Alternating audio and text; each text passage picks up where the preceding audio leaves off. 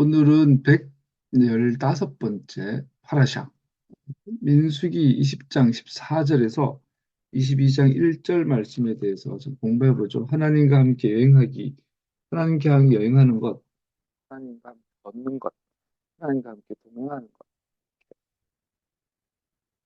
여러분과 저의 일상의 삶, 인생이 하나님과 여행하는 거다라고 말하고 있는 거죠.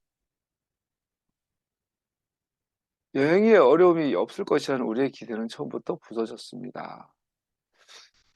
사랑하는 사람하고 부산을 내려가면 4시간이 1시간 같고 1시간이 10분 같을 텐데 우리가 하나님을 섬기고 사랑한다고 하는데 하나님께서 분명 우리 가운데 가시적으로도 계시고 또 보이지 않게도 계신데 이스라엘 백성 입장에서 어떻게 자꾸 어려움이 생길까?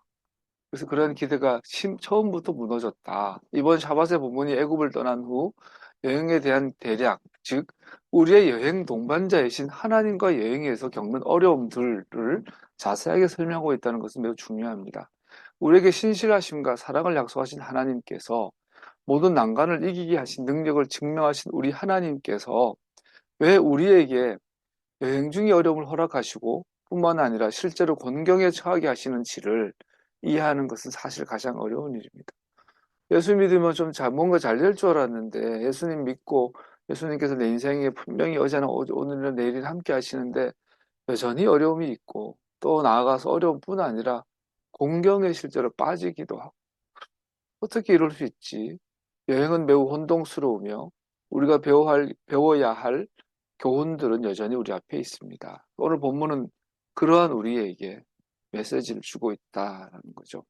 첫 번째 주는 말씀, 첫 번째 하나님과 동행함에 있어서 아이러니하잖아요. 하나님과 동행하는데 난관이 생겨요. 에돔이 자기 땅을 지나가기를 거절하는 것이다. 첫 번째, 에돔이 자기 땅을 거절한다. 왜 우리의 친척은 우리가 그의 땅을 지날 때 허락 없이는 물 한 모금도 마시지 않겠다고 약속하는데도 통과하는 것을 거절했을까?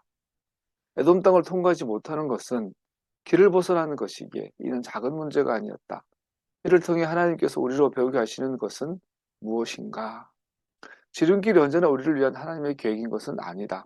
때로는 더 험한 길이 하나님께서 그의 목적을 위해 우리의 인격을 만들기 위해 의도하신 길이다. 머리로는 아멘인데 또 한면으로는 짜증나죠. 막 성질내죠.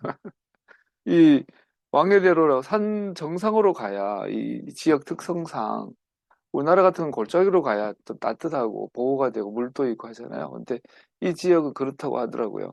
산 정상길로 가야 바람이 선선하게 불고 온도 조절이 되고 습하지 않고 더위도 이기고 할 수 있대요. 근데 골짜기로 가게 되면 말 그대로 찜통 더미를 공기는 순환되지 않고 벌레는 창궐하고 지치고 물도 없고 그렇다고 해요. 아이러니하죠. 상정상으로 가야 물이 나오는 지역이래요. 이 팔레스타인 지역들은. 그러니까 200만 그 학자들에 하면 불가능하다 200만 원 이렇게 보기도 하는데 뭐 200만 못할 것도 없죠. 근데 실제로 당나라가 우리나라 침략했을 때 전투병만 100만 명이었다 하더라고요.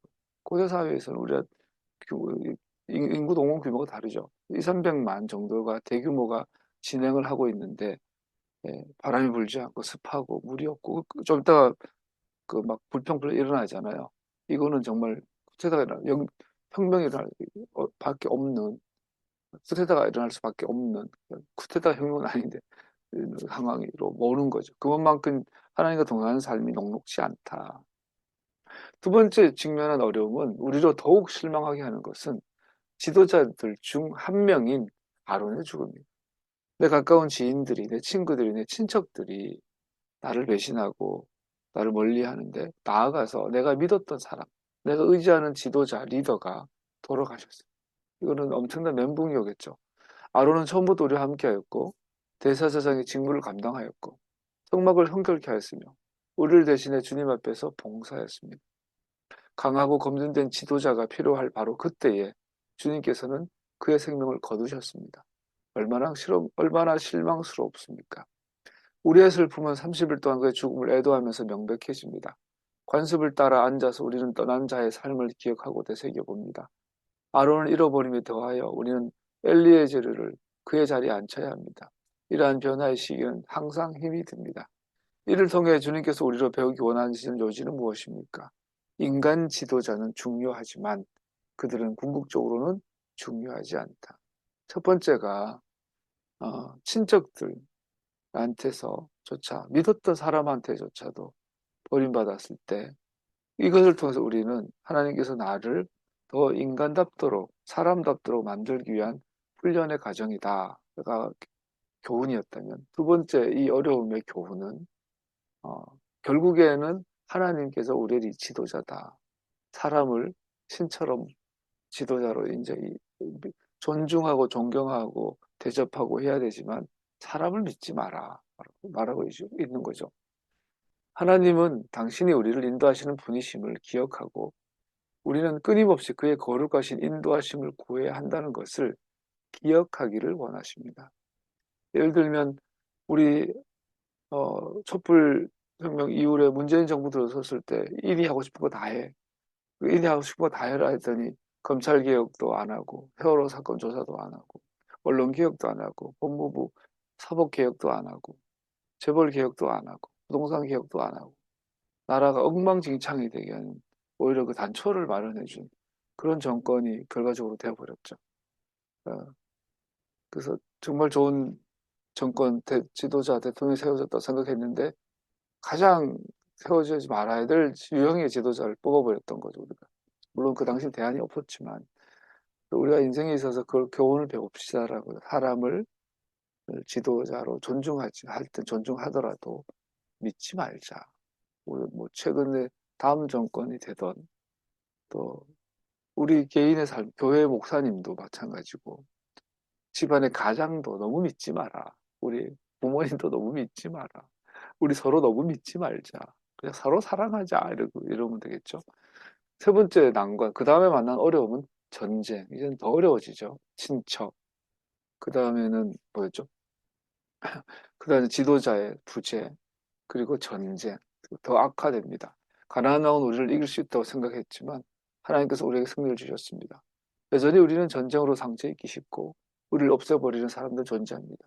그래서 호르마에서 전쟁에서 이겼는데 오히려 그 직후에 불평불만으로 모세를 대들고 반란이 일어나죠. 왜 다들 우리를 미워하는가?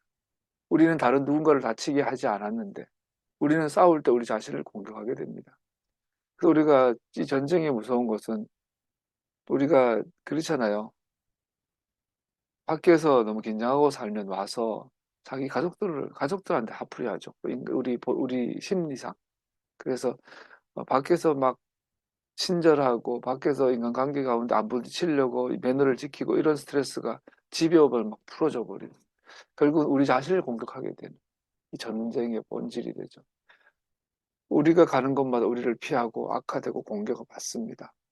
우리에게 승리를 주시는 것은 하나님의 선하심이지만 사람들은 생각하기를 하나님께서 사람들의 마음을 돌이켜 먼저 싸우지 않기를 기대합니다. 이를 통해 배우기를 원하시는 것은 죄가 존재하는 타락한 세상에서 우리는 선과 악 사이에 전투가 항상 일어날 것을 예상해야 합니다. 나아가 하나님의 백성으로서 하나님은 우리가 그 전투에 참여하기를 기대하시지 피하기를 원하시지 않습니다. 그래서 전쟁은 반드시 우리 삶에 우리 일상상에 앞으로 다음 주 일주일 동안 우리는 전쟁 같은 삶을 살아야 된다는 것을 받아들이고 또 이 전쟁을 피하지 마라.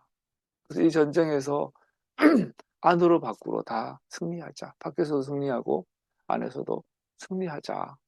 이렇게 교훈을 주고 있는 것 같습니다. 자기 자신을 공격하지 마라. 자기와 자기 가족들을 공격하지 마라.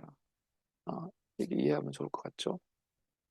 네 번째, 지금까지의 고난으로도 충분하지 않다. 근데 문제는 이게 다가 아니에요. 또, 다음에 우리가 만날 어려움은 그 모든 것 중에 최악이다. 그래서 우리는 조금 불평하였다. 마음이 몹시 조급해졌기 때문이다. 그죠? 부족함이 없어 보여요. 눈 뜨면 구름 기둥, 눈 감으면 불 기둥. 뭐 발랄이라 문제가 생기면 친히 임하셔가지고 대답해 주시고 기적을 일으키고 때로는 바위 속에서 물이 나오고 하늘에서 먹을 것이 떨어지고 온갖 내 삶은 하나님의 임재하심 가운데 기적의 연속이에요. 그런데 뭔가 뭔가 채워지지 않아. 뭔가 부족해. 여전히 내 삶은 궁핍하고 불안하고 막 그런 거. 그렇게 증폭되다가 결국에 폭발하는 순간이 나오죠. 그것이 바로 21장의 내용이잖아요. 호르마를 점령한 직후에 예, 그들이 에돔 땅 이제 그, 그래도 약속한 땅에 들어가면 다 해결되겠지라는 일말의 기대가 있었는데 그 약속의 땅 들어가기 다 다다라서 마지막 가문 에돔을 통과할 때 원래 길로 못 가고 골짜기 길로 떠나 잘못 길이 아닌 곳으로 길을 가게 되면서 덥고 배고프고 목마르고 짜증나고 폭발해버리죠. 우리로 비교하면은 뭐 병드는 거 믿음으로 고쳐주세요. 할 수 있어. 가난한 것도 괜찮아요. 그런데 가난이 지속되면 우리 제일 와닿은 부분 가난일 것 같아요. 가난이 해진 것 자체는 우리가 뭐 호기롭게 믿음을 하는데 생활비가 줄어들면 어, 그죠? 가장 짜증나게 하죠, 오늘날. 출근해야 되고 친구 만나야 되는데 교통비가 부족하고 친구 만나가지고 그 친구랑은 같이 어, 그 친구는 스테이크 먹으러 가자고 하는데 난 스테이크 먹고 살 돈이 없고 우리 아이가 아프다고 하고 춥다고 하는데 마음에 드는 옷 한 벌 사줄 돈이 없고 생활비에 사소한 것들 생존이 위험한 건 아니지만 사소한 것들이 부족해가지고 신경 쓰이기 시작하다 보면 이게 쌓이다 보면 이게 어느 날 펑 터지죠. 그렇게 이해하면은 참 저는 개인적으로 와닿는 것 같아요. 그래서 그때 뭐 에라 모르겠다. 뭐 가나안 땅이고 약속의 땅이고 뭐 다 집어치워라 그냥. 돌아가자 그냥. 뭐 아무리 머리 굴려봐도 애굽으로 돌아가는 게 더 나은 장사다. 돌아가자. 지금 이제라도 가자. 왜 우리를 끄집어냈냐? 모세 니는 이러려고 우리를 데려왔냐? 하나님이 살아계신 게 맞냐? 막 나오는 거지. 그게 이제 그랬더니 그래서 백성들은 하나님과 모세를 원망하였다. 이놈의 원망이 40년 동안 끊어지지 않아요. 그 저번에는 엄마 아버지 세대였지만 지금은 출애굽 2세대 새로운 뉴 세대인데 새로운 신세대인데 얘들도 이제 먹고 마시는 것 문제로 생활의 염려로 하나님을 원망하기 시작합니다. 그 원망하는 게요 대단한 게 아니에요. 우리는 왜 세계를 정복하지 못합니까? 우리는 왜 바다를 정복 못합니까? 우리는 왜 이 패권, 지역 패권이 우리나라는 없습니다. 우리나라는 왜 이런 게 아니에요. 원망한 내용이 이거예요. 어째 우리를 이집트로 데리고 나왔습니까? 이 광야에는 우리를 죽이려고 합니까? 먹을 것이 없습니다. 마실 것도 없습니다. 이 보잘것없는 음식은 진절머리가 납니다. 어마어마한 민족이 어마어마한 약속을 받고 어마어마한 비전을 갖고 나왔는데 기껏 원망하는 것은 마실 게 없다. 목마르다. 배고픈데 먹을 게 없는 게 아니라 저거 먹기 싫다. 딴 거 먹고 싶다. 햄버거 먹고 싶다. 치킨 먹고 싶다로 하나님께 목숨 걸고 원망하는 인간이 그런 존재죠. 그래서 요한계시록에 보면은 결국은 삶의 생활의 염려. 우리가 막 100억이 없어서 하나님 떠나진 않잖아요. 그죠? 여러분과 제가 통장에 10억이 없어서 로또 보고 당첨이 안 돼서 연봉 막 7천, 8천이 안 돼서 하나님 원망하는 게 아니라 생활비가 부족해서 어, 남들 다 남들 다 그죠? 뷔페 먹으러 갈 수 있을 때 나는 동네 짜장면 집에서 2천짜리 짜장면 먹어야 될 때 내 새끼를 그거 먹일 때 막 못 참죠. 그게 그런 우리 심리인 것 같아요. 그러자 그러면 주님께서 아이고 그거 우리가 하듯이 우리 새끼가 우리인데 그러면은 우리 마음이 약해져가지고 아이고 그리고 옷도 생거 사주고 어? 용돈도 올려주고 뭐 이래 할 건데 하나님께서 이렇게 하셨어요. 그러자 주님께서 백성들에게 불뱀을 보내셨다. 그것들이 사람을 보니 이스라엘 백성이 많이 죽었다. 너무하죠. 너무하네. 백성이 모세에게 와서 간구했다. 그랬더니 또 백성들이 그래요. 주님과 어른을 원망함으로써 우리가 죄를 지었으니 코미디 같기도 하고 이럴 거면 한 방에 나갈 건데 그렇게 목숨 걸고 원망했냐 하나님께 이렇게 할 수 있죠. 생활의 염려가 우리의 모든 촉수를 우리의 모든 세포를 자극하듯이 우리를 요동하게 해서 하나님 앞에 쏟아내게 하죠. 여러분과 저도 그렇잖아요. 대한민국 통일이 안 돼서 군사정부 이후로 우리나라의 불의한 헌정사를 보고 우리가 막 폭발하진 않아요. 제, 제 갑자기 기억이 안 나네. 우리 구속되신 우리 대표를 보고 우리가 막 의문하지 않아요. 생활비 부족한 것 때문에 우리 막 폭발하죠. 결국에 원망. 그런데 하나님께서 다 죽여버려요. 와, 너무하지 않아. 우린 조금 불평하였습니다. 마음이 몹시 조급해졌기 때문에 충분히 이해할 만해요. 당신은 친척이 자기 땅을 가로지른 것을 거절하여 원래 여정에서 수백 마일을 돌아가야 하는데 불평하지 않겠습니까? 원래 여행에서 벗어나 시간과 에너지를 낭비한다는 것을 생각할 수조차 없습니다. 우리는 삼촌에게 며칠 만에 지나가겠다고 설득하였습니다. 그러나 거절당하였고 이 모든 상황에 우리는 불평을 하였습니다. 모세와 심지어 하나님을 대적하여 불평하였습니다. 우리를 비난할 것입니까? 정직하십시다. 당신은 어떻게 할 것입니까? 저 같은 경우는 원망 정도가 아니라 막 쌍욕을 했을 거예요. 하나님께서는 그들을 징계하셨는데 살짝 때리시는 것이 아니라 독이 있는 뱀을 보내셨습니다. 세상에 위로해주고 격려해주는 것이 아니라 독뱀. 사람들이 여기저기서 죽어나갑니다. 우리의 불평이 죄이고 주님을 대적하여 반역하였다는 것을 인정하는 데에는 오래 걸리지 않았습니다. 그러나 또 한 번 하나님의 길은 우리에게 낯섭니다. 만일 하나님께서 뱀을 보내셨다면 왜 그것을 없애지 않고 쳐다보라 합니까? 대신 하나님께서는 구리로 뱀을 본떠 만들어진 중광의 장대에 매달라고 하셨습니다. 깃발에 매달라고 합니다. 깃발처럼 뱀을 깃발처럼 보라는 거예요. 뱀에 물린 사람 모두가 누구나 그 구리범을 보면 죽지 않고 나을 것이라고 약속하였습니다. 그리고 실제로 그렇게 되었습니다. 이 단순한 복종이 죽음의 자리에서 생명을 선물 받게 하였습니다. 얼마나 놀라운 기적입니까? 그러나 하나님께서 의도하신 교훈은 무엇입니까? 하나님께서 죄를 다루시는 방법은 죄를 제거하시는 것이 아니라 오히려 자신만의 방식으로 죽음을 통해 죄를 정복하심으로 죄를 다루십니다. 하나님께서는 우리의 죄가 죽음에 이르게 한다는 것을 배우기 원하시며 우리의 죽음으로만 우리는 살 수 있다는 것을 알기 원하십니다.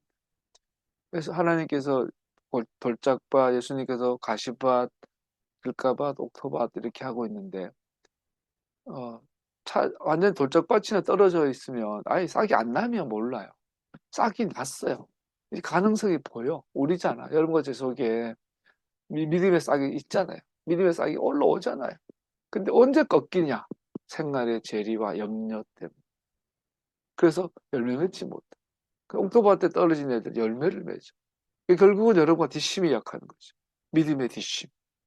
근데 그 믿음의 뒷심의 끝판왕이 완전히 생활의 문제인 거예요. 거대한 담론이 아니라 거대한 국제적이고 국가적이고 역사적인 담론이 아니라 그냥 먹고 마시는 자잘한 것. 이게 건들면 꺼지는 거예요. 이재용 김건희 무너뜨리는 거 간단해요. 거지 만들면 가난하게 만들면 미치는 거죠. 라면 먹을 돈이 없어 남들 먹던 라면 국물에 밥 말아가 먹고 남기고 또 먹어야 되는 그런 처지가 된다면 겸손해지고 한면으로 막 독하게 나오겠죠. 원망과 막 입에서 막 뭔가 더럽게 막 나오고 거기서 이제 우리 속에 가라앉아 있는 죄성이 막 나오는 거죠. 생활의 염려가 재리와 생활의 염려가 터치가 되면 그냥 막 나오겠죠. 그를 통해서 하나님께서 우리를 주시는 게 뭐냐면 그 결과는 죽음이다. 그래서 이 죽음에 이르는 이 죄는 제거할 수 있는 것이 아니라 정복해야 한다. 없애는 것이 아니라 완전히 밟아야 한다라고 말씀하고 있죠. 그래서 이것을 밟은 방법이 뭐냐? 죽음은 죽음으로. 하나님께서 우리가 죄를 죽음에 이르게 한다는 것을 배우기 원하시며 오직 죽음으로만 우리는 살 수 있다. 죄의 삭은 죽음이다. 그리고 이 죽음은 반드시 죽음으로만 정복할 수 있다라는 것을 알기를 원하신 교훈을 주시고 한다는 거죠. 사도들의 성서 본문 요한복음 3장 1절 21절 읽었습니다. 예수님 오늘 본문의 사건을 직접 인용하시면서 이 사건을 자신에게 적용하십니다. 뱀을 만들어 장등에 매달게 하신 것은 예수님께서 십자가에 달려 죽으신 것의 예시이며 같은 목적의 것인가?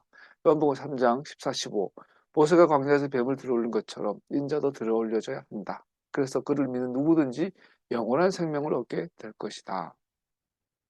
하나님께서 죽음을 죽이심을 통하여 우리가 살게 하신다는 것을 알기 원합니다. 죽음을 죽음으로 죽여버리는 지난주 붉은 남송아지 죄를 태워서 섞은 그 잿물을 가지고 뿌리면 거룩해지는 불결한 물이 우리를 거룩해 하거든. 송아지를 죽였는데 그 죽음의 물이 우리를 거룩하게 만드는 이 아이러니, 죽음이 죽음을 죽여버리는 이 아이러니, 뱀에 물린 자, 어, 여자의 후손이 있고 뱀은 여자의 후손의 발꿈치를 무는데 발꿈치를 문 그 뱀을 장대에 달아서 쳐다보니 살아버린 이 아이러니, 이게 십자가에 대한 그림인 거죠. 그리고 그는 진정한 믿음은 항상 단순한 복종으로 특징 지어지며 그러한 믿음이 우리에게 죽음으로 사신 이의 생명을 주시는 수단이라는 것을 이해하기 원하십니다. 그래서 결국은 믿음이라는 것은 단순한 복종으로 표출된다. 그래서 우리가 너무 많은 생각하지 말고 단순하게 복종할 수 있는 단계에 가는 것이 예, 우리가 이제 믿음의 성장이라고 할 수 있겠죠. 단순해지는 그 믿음이. 왜 하나님께서 이미 충분히 힘든 여정에 에돔 땅을 돌아가기보다 지나가는 길을 허락하지 않으셨는가? 하나님, 아무리 봐도 이 길인데 왜 저 길로 가게 하세요? 백성들은 하나님과 모세를 대적하여 말했다. 왜 우리를 애굽에서 광야로 데려오셨습니까? 왜냐하면 여기는 먹을 것도 없고 마실 물도 없고 이 끔찍한 자리는 음식은 짐저리가 납니다. 너무나 합리적인 말이거든요. 여기에서 백성들은 자신들의 불만족과 믿음 없음을 증명했을 뿐 아니라 그들은 하나님과 그의 종 모세를 이스라엘을 파괴하기 위해 광야로 인도해낸 계획을 가지신 분으로 공격합니다. 제가 많이 와닿아요, 개인적으로. 요즘 춥잖아요. 어제 영하 13도인가 내려가더라고요.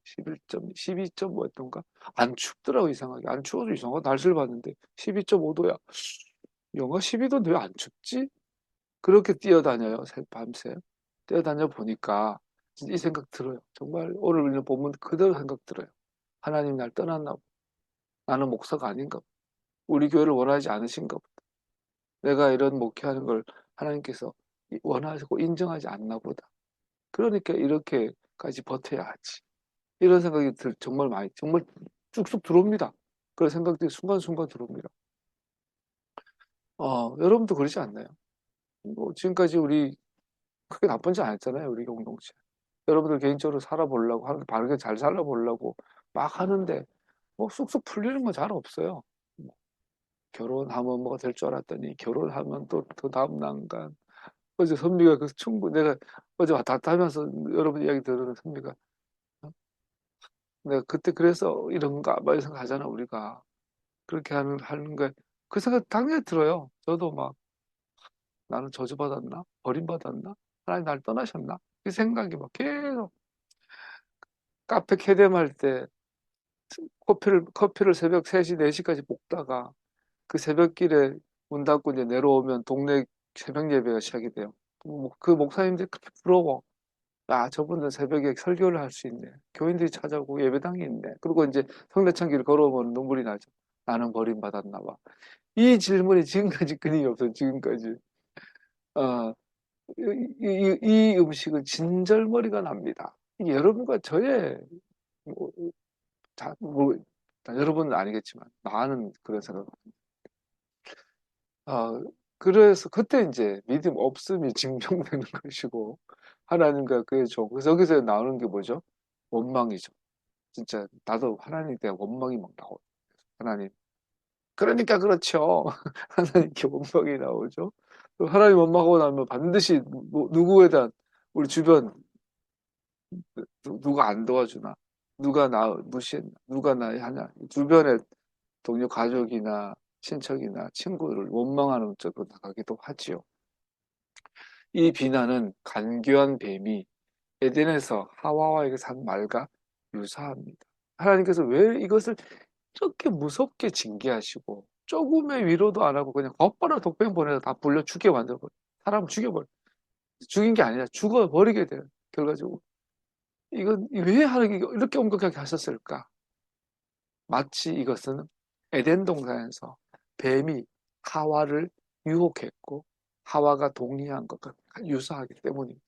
왜냐하면 거기에서 뱀은 하와의 마음에 하나님께서 온전한 진리를 말하지 않았으며 오히려 하나님의 진정한 의도, 즉 그들이 자신과 동등해질 것을 막기 위해 진실을 숨겼다고 하였습니다. 간단히 말하면 동산에서의 사탄의 거짓말과 하나님과 모세를 대적하는 이스라엘의 원망은 같은 것입니다.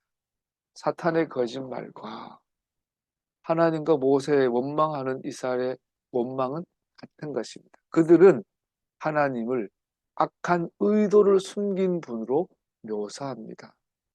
하와야 정령 죽으리라고 했는데 아니야. 먹고 나면 하나님처럼 될까봐 하나님께서 니들한테 숨긴 거야. 지가 거짓말하면서 하나님이 거짓말하는 분, 뭔가를 숨기는 분으로 말했는데 하와가 아멘하죠.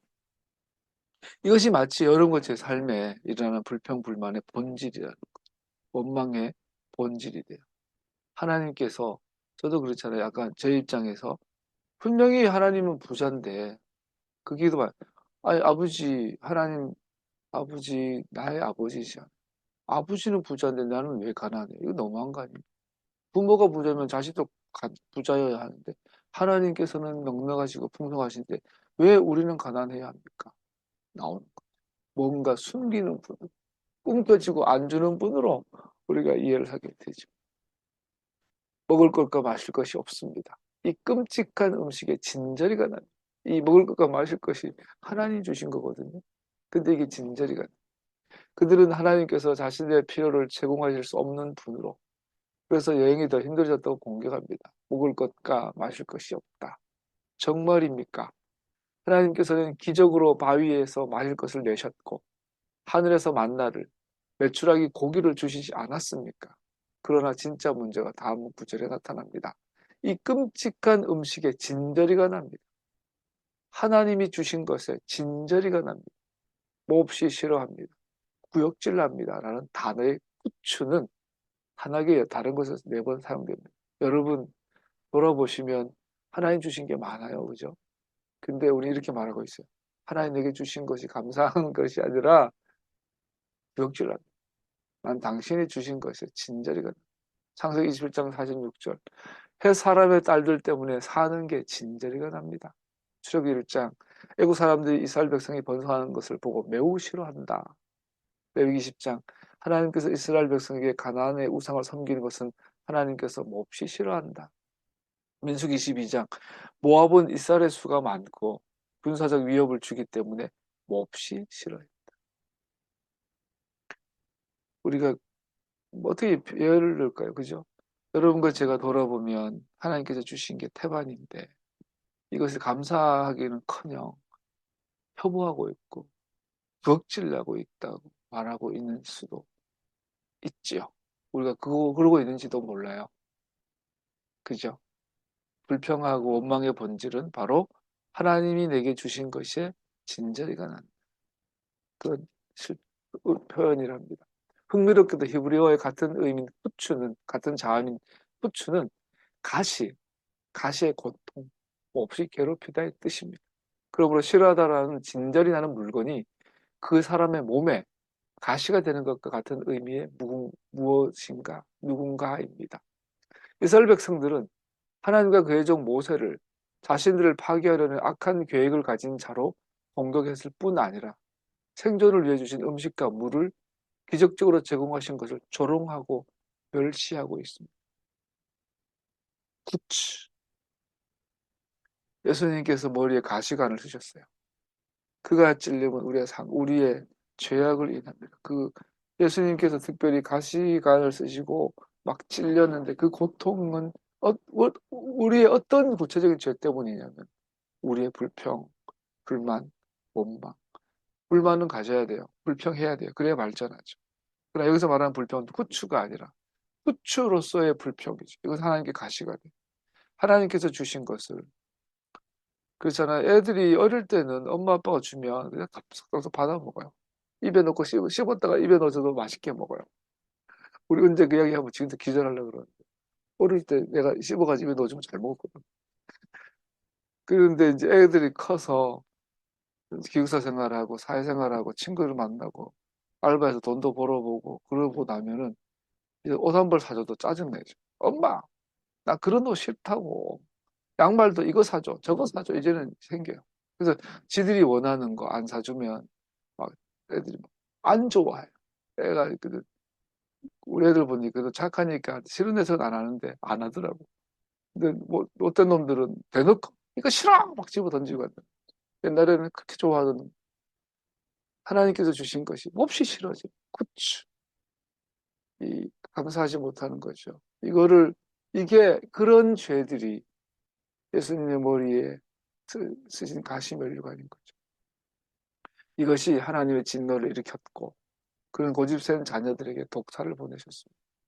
이 징계의 엄중함은 죄에 대한 엄중함과 같은데 그것들은 근본적으로 하나님을 거짓말쟁이로 부르고 악한 분으로 설명하기 때문입니다. 그런 불평불만의 그 내면에 뭐가 있냐? 당신은 거짓말쟁이야. 나를 속이는 자. 하와랑 똑같죠. 뱀한테 쏘는 거랑 똑같죠. 당신은 거짓말쟁이. 당신은 더 좋은 걸 있으면서 숨겨놓고 있어. 그리고 쓸모없는 거, 쓸데없는 것만 나에게 줬어. 예.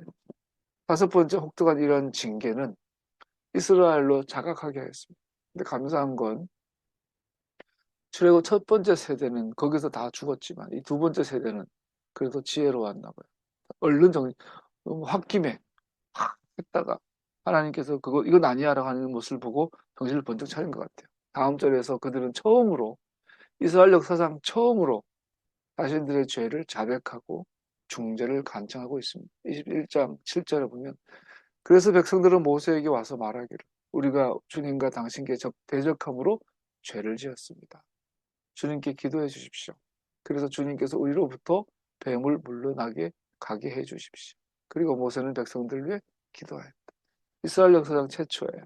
내가 뭘 잘못했는지 정확하게 인식하고 있고 어떻게 해야 될지도 알아요. 우리를 위해 기도해 주십시오. 앞선 시대의 이스라엘의 불복종함으로 하나님의 훈련 가운데 있을 때 우리는 그런 자격을 들어본 적이 없습니다. 백성들이 정탐꾼들의 악의의 보고를 들었을 때 하나님과 모세에게 불평하였고 결코 죄를 인정하지 않았습니다. 여러분 이게 쉽지 않아요. 단순히 죄송합니다. 이거는 가능해요. 그죠? 아이들이 이제 커서 이제 지가 원하는 거 아닌 엄마 아버지 내가 아무리 손실없고 막 이런 거 했을 때 소풍 갈 때 남들 다 김밥 먹는데 냄새나는 신김치 싸줬어.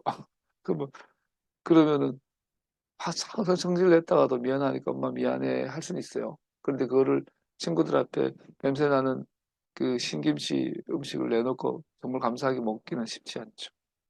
이 자백이라는 것이 쉬운 게 아닌 거거든요. 진절머리 나던 음식이 감사한 음식으로 바뀌는 것이 자백이거든요. 그런 태도의 변화는 어마어마한 성장을 말하고 있죠. 그러고 나서 우리가 정말로 뭘 잘못했는지 알겠으니까 어, 용서해 주시고 기도해 주십시오. 정말로 회개하고 있는 거죠. 대신에 하나님의 그 말씀을 거역하고 그 땅에 들어가지 못하고 광야에서 죽었습니다. 그들은 다음날 전쟁을 준비했습니다. 옛날에는 그랬다라는 거죠. 마찬가지로 고라의 반역 때도 하나님께서 반역자를 다루실 때 그들은 결코 죄를 고백하지 않았습니다. 심지어 고라의 반역, 그 땅이 산채로 삼켜버리는 그 징계를 보고서도 회개하지 않았는데 이 출애굽 2세대는 금방 뭘 잘못했는지 알고 회개하고 진절말이라도 음식을 진심으로 맛있게 먹고 있다는 감사함. 여기서 우리는 이스라엘의 최초의 자백을 듣습니다. 우리가 죄를 지었습니다. 이거 위대한 거죠. 진절머리 나던 음식이 감사한 음식으로 바뀐 거예요. 이건 진짜 얘기한 거죠. 더구나 백성들은 자신들이 지은 죄명을 자백합니다. 우리가 주님과 당신께 대적하여 말하였습니다. 그들은 더 이상 핑계대지 않았고 자신들의 유죄를 받아들였습니다. 다음의 말도 중요합니다. 주님께 기도해 주십시오. 그래서 주께서 우리에게 뱀을 물러가게 해 주십시오. 유죄를 인정하고 죄를 자백하면서 그들은 하나님 의로우신 진노하심 앞에 설 때 그들에게는 아무런 도움이 없을 것을 알았습니다. 그들은 자신들을 대신한 모세의 중보 기도가 없으면 멸망한다는 것을 받아들였습니다. 하나님 앞에 아무 나를 변호해줄 사람이 없음을 알았어요. 그러니까 예수님 날 도와주십시오 라고 하는 것과 같죠. 여섯 번째, 그러나 중보자로서 모세 역할은 충분할까요? 결국 백성들은 순수한 회개를 증명합니다. 모세의 중보 기도로 다 되지 않았어요. 스스로 뱀을 봐야 됐어요. 그러면 왜 장대 달린 구리뱀이 필요합니까?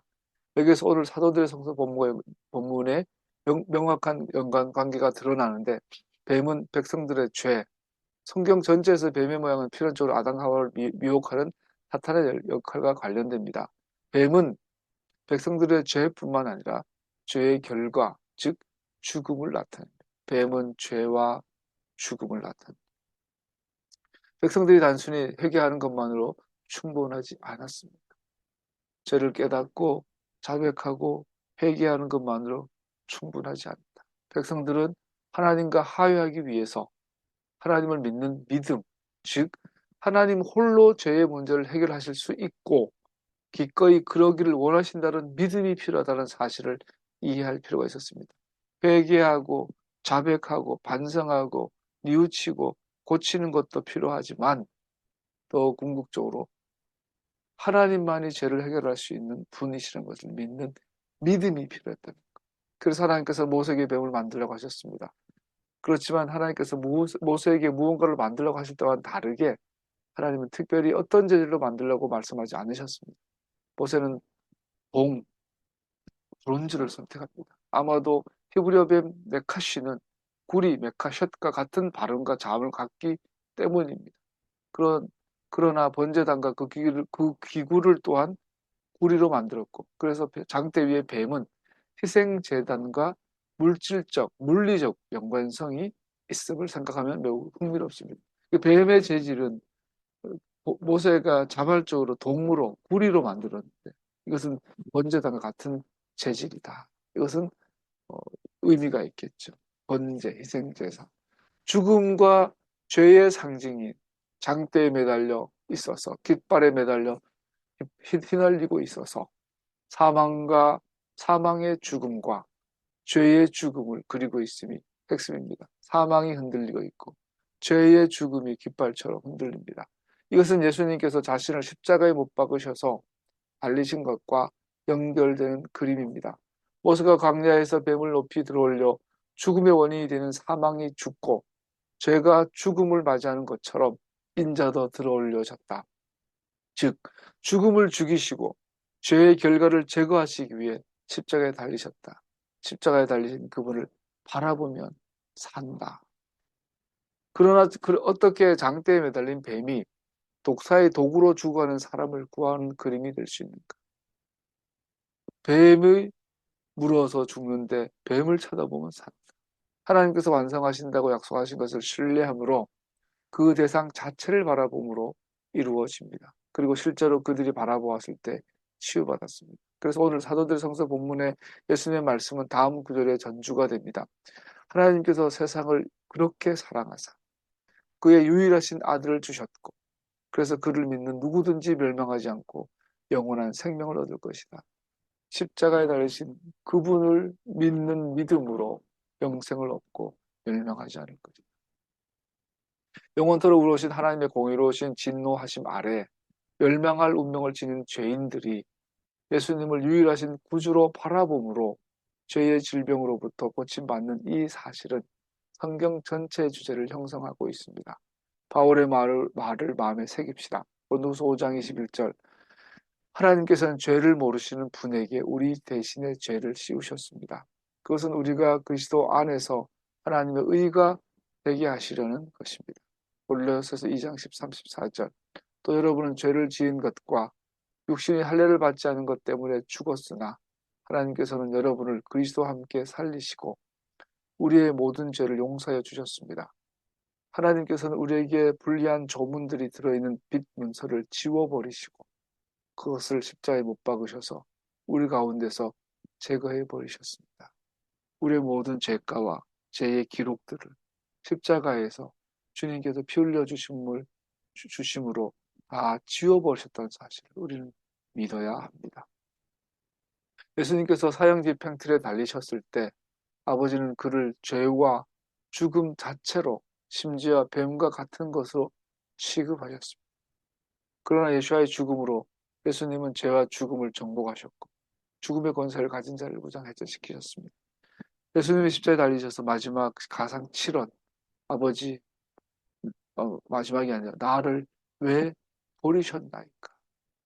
그 순간에 하나님 예수님의 머리 위에 아버지의 죄에 대한 심판과 죽음의 저주를 다 쏟아부으셨단 거예요. 예수님 머리에 쏟아부으셨어요. 즉 정말 예수님을 사실 하나님 자신이 자기 자신을 버려버리시고 그로 말미암아 우리의 죄가 정복됐고 우리의 죄가 제거되었다. 십자가는 그것을 의미한다. 히브리서 2장 14, 15절 이 자녀들은 피와 살을 가진 사람들이기에 그도 역시 피와 살을 가지셨습니다. 그것은 그가 죽음을 겪으시고서 죽음의 세력을 쥐고 있는 자, 곧 악마를 멸하시고 또 일생 동안 죽음의 공포 때문에 종로를 타는 사람들을 해방시키기 위함이었습니다. 그래서 여러분 우리도 살다 보면 반복적으로 원망과 불안과 조급함, 또 원망, 불평이 나오는데 정말 주님 함께 하시는 거 맞아. 우리 도와주시는 거 맞아. 의심이 들 때 십자가에서 우리를 향한 사랑을 확증하셨다는 사실을 기억하시고 믿고 다시 한번 하나님 신뢰하며 나 계신 다리에 힘을 주시고 굽은 무릎을 힘을 주셔서 일어나서 기도하고 일어나서 달리고 독수리처럼 날개 펴서 우리가 살아갔으면 좋겠습니다. 마지막으로 우리 여행의 마지막 구간은 주님께서 우리가 여행할 때 주신 승리의 목록이 기록되어 있습니다.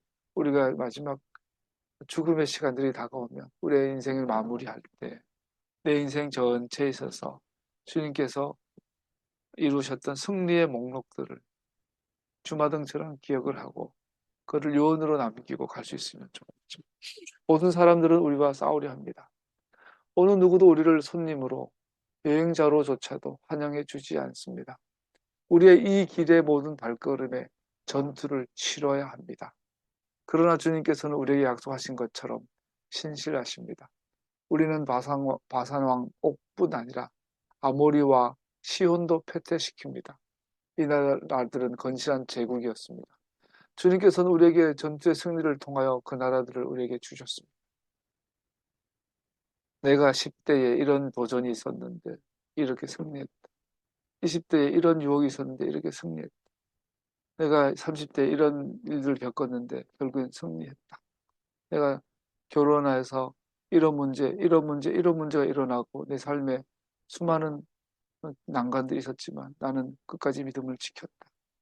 내 나이 50에, 40에, 50에 인생 이런 도전도 있었지만 순간순간은 원망했지만 결국은 하나님께 돌아와 감사드리고 예배드리고 나는 믿음을 지켰다. 60대는 70대는 그렇게 우리 인생이 마무리되는 것을 했으면 좋겠어요. 여전히 전투는 상처를 줍니다. 그래서 우리는 끝까지 싸워야 합니다. 포기하면 안 됩니다. 약한 마음을 가다듬고 마음을 강하게 하고 담대하게 하십시다. 여전히 전투는 그럼에도 불구하고 여전히 전투는 상처를 줍니다. 여전히 여행은 힘겹습니다. 하나님께서는 우리를 위해 간단히 승리하실 수 있고 그런데 우리를 쉽게 넘어가게 하시지 않으시죠. 그래서 우리는 전쟁과 고통과 상처로 고통스러워하지 않아도 되지 않겠습니까? 그러나 그의 길은 우리의 길과 다릅니다. 그의 생각은 우리의 생각과 다릅니다. 우리의 여정을 통해 하나님께서 우리로 배우기 원하시는 교훈은 죄 가운데 죽어가는 모든 이들이 장대 위에 매달리신 하나님의 메시아이신 예수아를 보고 살게 하시려고 그를 보내신 하나님의 자비하심을 알게 하는 것입니다. 주님 알기 원합니다. 기록된 십자가의 성령의 조명을 기록된 토라를 향한 성령의 조명과 우리의 삶의 현장에서의 그러한 체험과 경험을 통하여서 그런 이력을 통하여서 우리는 하나님의 자비하심을 알아가게 됩니다. 흥미로운 것은 우리 여행의 교훈들은 우리 인생의 여정의 교훈들은 모든 세대에 여전히 진리라는 사실입니다. 우리는 아직 우리의 마지막 목적에 도달하지 못했다는 것을 예증하기 위해 사용될 수 있으며 우리가 약속의 땅에 다다랐을 때 그 안식을 즐길 수 있을 것입니다. 그러므로 이제 우리는 하나님께서 우리와 함께 계신다는 놀라운 약속에 만족해야 하며 우리가 그의 왕되심에 복종하며 그의 길을 따르면 우리는 그가 약속하신 안식에 이를 것이라는 것을 확신할 수 있습니다. 이것이 여행 중 능력을 주신다는 확실한 소망입니다. 몇 주 전에 우리 작은 어머니 돌아가셨을 때도 갑자기 되게 추워졌어요. 그 날씨가. 지금처럼 영하 10도, 10m 하진 않았지만 갑자기 굉장히 추워졌어요. 근데 제가 이제 성수역에 너무 막혀서 차를 성수역 주변에 세우고 성수역에서 타고 이제 세브란스로 가는데 차에서 내려서 성수역까지 가는 한 300m 그 길이 너무 추운 거예요. 갑자기 막 찬바람이 부니까 막 파카를 입었는데 파카를 입었는데도 춥더라고요. 그때 이제 제가 그런 생각이 들었어요. 그런 생각을 했어요. 우리 작은 어머니 이 추운 날 돌아가셔서 추운 냉장고에 냉동실에 들어가 있고 몸은 내일은 땅땅 그 추운 한 꼭대기에서 이제 조만한 무덤을 만들어야 되는데 그런데 그렇게 생각을 했어요. 우리 작은 어머니 따뜻하겠다. 너무 추워서 이러고 있는데 우리 숙모 지금은 하나님 품 안겨서 따뜻하게 계시겠구나 생각을 하게 되더라고요. 우리에게는 따뜻한 주님의 품이 기다립니다. 하나님과 동행하는 것을 배운다는 것은 지금 이 여행을 계속한다는 것이고 이 타락한 세상에서 그의 이름이 거룩히 여김 받기를 구하는 것입니다. 우리 마지막 화면을 같이 읽어봅시다. 하나님과 동행하는 것을 배운다는 것은 지금 이 여행을 계속하는 것이고 이 타락한 세상에서 그의 이름이 거룩히 여김 받기를 구하는 것입니다. 그러면 우리는 마지막 목적지에 도착하기 전에도 이 안식의 실제를 경험하게 됩니다. 왜냐하면 우리의 궁극적 안식은 지금 우리와 함께 하시는 그의 현존하심에 감싸져 있기 때문입니다. 이사야 43장 1절 이하입니다. 그러나 이제 야곱아 너를 창조하신 주님께서 말씀하신다. 이스라엘아 너를 지으신 주님께서 말씀하신다. 내가 너를 속량하였으니 두려워하지 말아라. 내가 너를 지명하여 불렀으니 너는 나의 것이다. 네가 물 가운데로 건너갈 때에 내가 너와 함께하고 네가 강을 건널 때에도 물이 너를 침몰시키지 못할 것이다. 네가 불 속을 걸어가도 그을리지 않을 것이며 불꽃이 너를 태우지 못할 것이다. 하나님의 이러한 안식이 우리에게 유지되고 있습니다. 로마서 8장 32절 자기 아들을 아끼지 않으시고 우리 모두를 위하여 내주신 분이 어찌 그 아들과 함께 모든 것을 우리에게 선물로 거저주지 아니시겠습니까? 이 추운 겨울날 오늘도 믿음으로 승리하기를 축복합니다.